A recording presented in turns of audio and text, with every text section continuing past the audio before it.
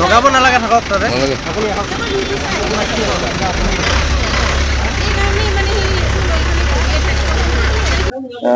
আমাৰ এটি হয় কি নাম পৰেশ বড় আপনি কি হয়েছিল সিদিনা আমাৰ যেটো সৰস্বতী পূজাৰ কাম কৰি আছিল তাৰমানে আবেলি 4টামান বজাত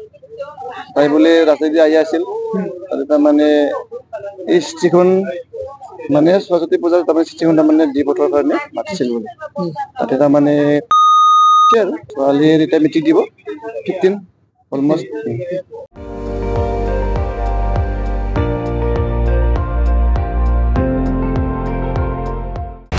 আপুনি চাই আছে ND24